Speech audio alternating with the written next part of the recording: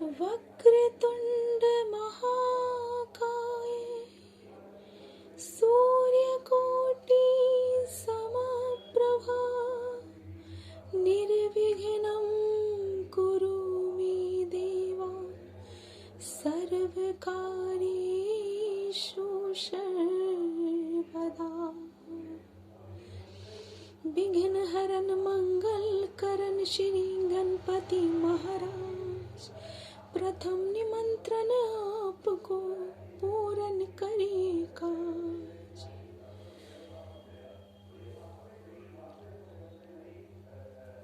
Hello everyone, मुझे बहुत खुशी हो रही है इस बात की कि आज पहली बार मैं अपने मन की बात आप लोगों से साझा करने जा रही हूँ। सबसे पहले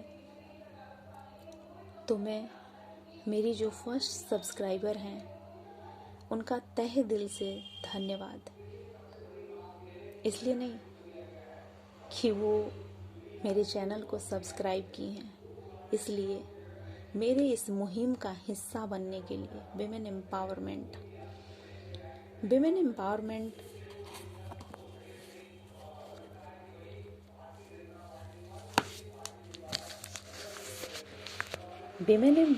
का मतलब ये बिल्कुल भी नहीं आप लोग सोचिएगा कि इकोनॉमिकली। मैं उनको मेंटली एम्पावर करना चाहती हूँ और इस बात का मैंने संकल्प लिया है और मेरा विश्वास है कि मैं इस संकल्प को पूरा कर पाऊंगी। मेरी उस फर्स्ट सब्सक्राइबर को धन्यवाद, इसलिए मेरे इस मुहिम के साथ जुड़ने के लिए बहुत बहुत फिर से धन्यवाद। मेरा ये विश्वास है कि आज मेरे सिर्फ एक सब्सक्राइबर हैं, लेकिन मैंने शून्य से शुरुआत की है इस मुहिम की। जहाँ तो मैं अभी इस मुहिम में अकेली हूँ, लेकिन विश्वास है कि उस एक पर शून्य का दायरा बढ़ता ही जाएगा और एक दिन मैं करोड़ों महिला लड़कियों, हो सकता है कोई मेन भी मेरे साथ आ जाए, जिनकी सोच होगी वाकई में महिलाओं को मेंटली एम्पावर करने की, वो ज़रूर आ सकते हैं इस मुहिम में। उनका स्वागत है। महिलाएं हमेशा खुद को कमज़ोर मानती हैं। क्यों? इसकी जिम्मेदार भी वो खुद हैं, कोई और नहीं। आप ये बिल्कुल भी मत सोचिए कि कोई और आएगा और आपको हाथ उठा के आगे बढ़ाएगा। बिल्कुल भी नहीं, ऐसा कभी नहीं होने वाला है। आपको अपने हक की लड़ाई खुद लड़नी होगी। महिलाएं हमेशा या लड़कियां डर जाती हैं कि अगर ऐसा मैं कुछ करूंगी तो मेरा कुछ खो जाएगा। एक बहुत ही खूबसूरत बात मैं आप लोगों से शेयर करना चाहती हूँ। महिला या लड़की, उसके पास खोने के लिए कुछ नहीं होता है, कुछ भी नहीं। आप लोग कमेंट करके बताइएगा या पूछिएगा कैसे, मैं उसका जवाब दूंगी। उस पर मैं एक दूसरा वीडियो बनाऊंगी। ये मेरा फर्स्ट वीडियो है और मुझे विश्वास है कि आप लोग इसे पसंद करे ना करे, मेरे इस मुहिम के साथ जुड़िएगा अवश्य।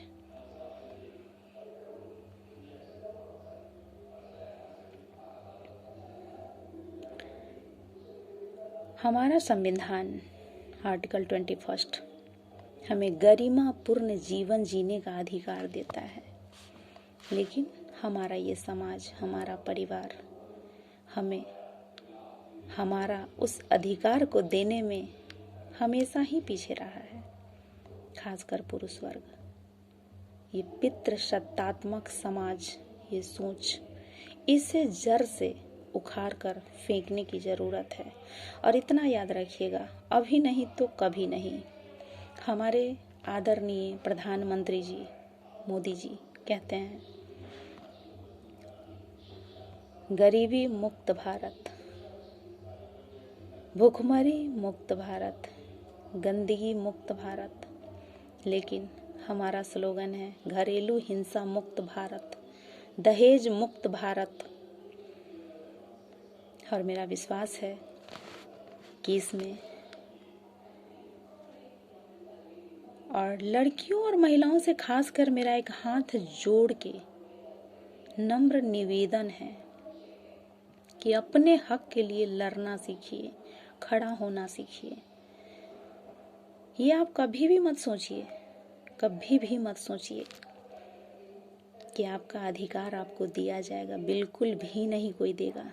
अपने अधिकार के लिए आपको लड़ना होगा और अपना अधिकार छीनना होगा।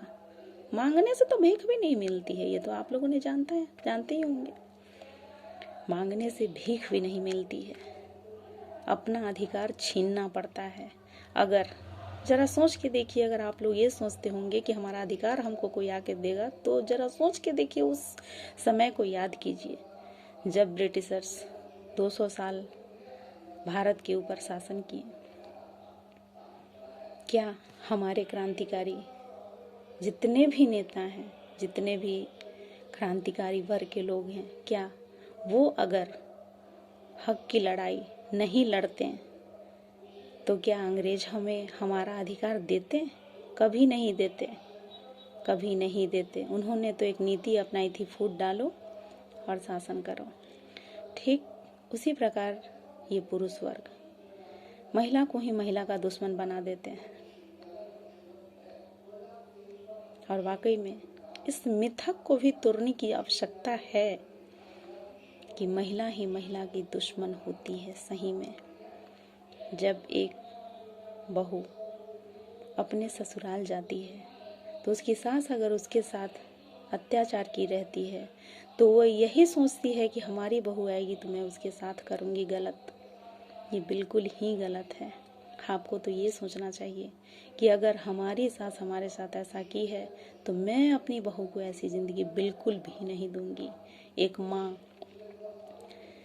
उनके पेरेंट्स अगर उन्हें नहीं पढ़ाते हैं या थोड़ा बहुत पढ़ा के उनकी शादी कर देते हैं तो एक माँ भी यही सोचती है कि हमारी भी बेटी की ऐसी शादी होगी, गलत। एक माँ को तो ये सोचना चाहिए मेरे साथ जो हुआ मेरी बेटी के साथ नहीं हो, मैंने जो सहा वो मेरी बेटी ना सहे। इसके लिए खड़ा होना पड़ेगा हम सभी को साथ मिलकर। इस स्लोगन को पूरा करना होगा, घरेलू हिंसा मुक्त भारत और दहेज मुक्त भारत। कहीं ना कहीं घरेलू हिंसा भी अगर होती है तो वो दहेज के कारण ही होती है, हमारी जागरूकता ना होने के कारण भी होती है। हमारे माँ बाप हमारी बिना मर्जी से विवाह तो कर देते हैं, कभी वो पलट के ये नहीं देखने जाते हैं कि हमारी बेटी खुश है या दुखी है। महिलाएं इस भूल में रहती हैं कि हमारे माँ बाप मेरे साथ है। नहीं, एक शादी करने के बाद एक माँ बाप यही कहते हैं अब तुम्हारा भाग्य है, सुख भी होगा तो तुम्हारे भाग्य से, दुख भी होगा तो तुम्हारे भाग्य से। मैं अब कुछ नहीं जानता। मैं ये सारे माँ बाप के लिए नहीं कहती, जो माँ बाप वाकई ऐसा सोचते हैं मैं उस माँ बाप के लिए कह रही हूँ। इस समाज में बहुत सारे ऐसे विचारे हैं जिसे बदलने की ज़रूरत है और वो तभी होगा जब हम मिलकर साथ आएंगे। मेरा ये पहला वीडियो है और मुझे बहुत खुशी हो रही है अपने मन की बातों को आप लोगों के साथ साझा करते हुए। बहुत खुशी हो रही है मुझे और मेरा ये भी विश्वास है कि मेरे इन बातों से आप जो भी सुनने वाले होंगे, जो भी मेरे व्यूअर्स होंगे, वो सहमत होंगे। और मैं आप लोगों से ज़रूर कहूँगी कि आप लोग बस जुड़े रहना मेरे साथ। आप सब्सक्राइब करो ना करो वो आपकी मर्जी है, आप लाइक करो ना करो आपकी मर्जी है। आप दिल से ज़रूर लाइक करना, बस दिल से मुझे सब्सक्राइब ज़रूर करना। इसलिए नहीं कि मुझे कोई बहुत पॉपुलैरिटी चाहिए, इसलिए नहीं, इसलिए इस मिथक को, उस कंफर्ट जोन से महिलाओं को बाहर लाने के लिए, जिस कंफर्ट जोन में वो सोचती है कि मैं सुरक्षित हूँ। नहीं, सबसे ज़्यादा असुरक्षित वही होती हैं जहाँ वो अपने आप को सुरक्षित समझती हैं। हर प्रकार का शोषण एक महिला के साथ चार दीवारी के अंदर ही होता है। हमारी सरकार चाहे कितना भी योजना लेके आ जाए, क्या वो चार दीवारी के अंदर हर किसी के घर में जाना पॉसिबल है उनके लिए? बिल्कुल भी नहीं। इसलिए हर महिला को खुद ही लड़ना होगा और उस चार दीवारी के अंदर ही खड़ा होना पड़ेगा अपने हक के लिए। किसी और के लिए तो आप बाद में खड़ी होंगी, पहले खुद के लिए खड़ी हुई है।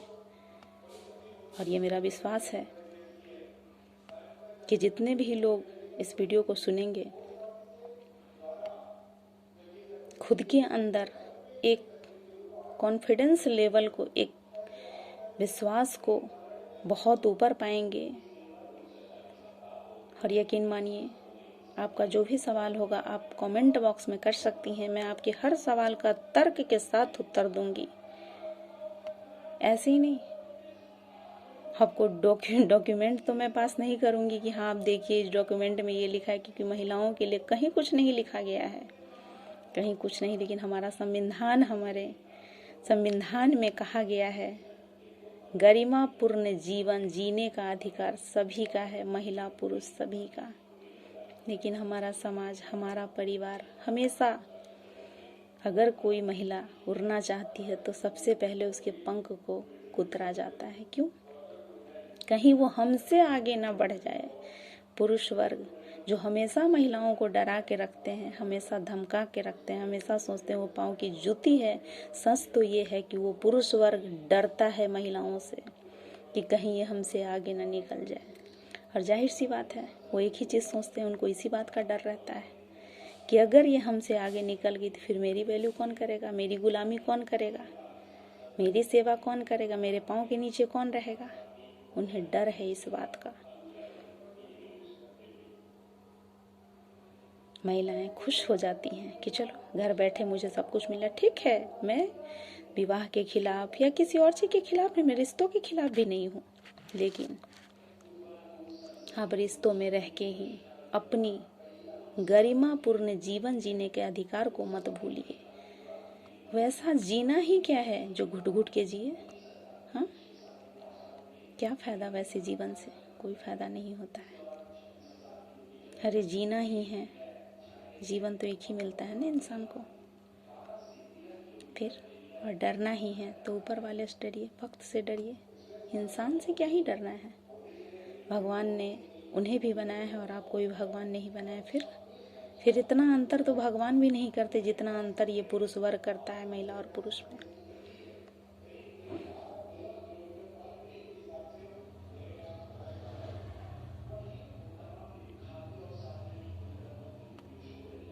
समय का अभाव है मेरे पास थोड़ा सा, इसलिए मैं इतना ही कहूँगी आप लोगों से। अगर कोई आपके सवाल हो तो आप कमेंट बॉक्स में बेशक मुझसे पूछिए, मैं एक एक कमेंट का जवाब दूंगी। और ये मेरा विश्वास है।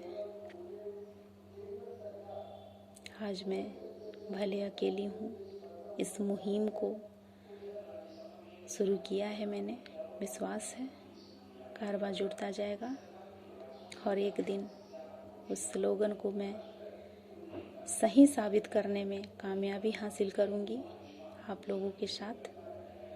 घरेलू हिंसा मुक्त भारत, दहेज मुक्त भारत, अत्याचार मुक्त भारत।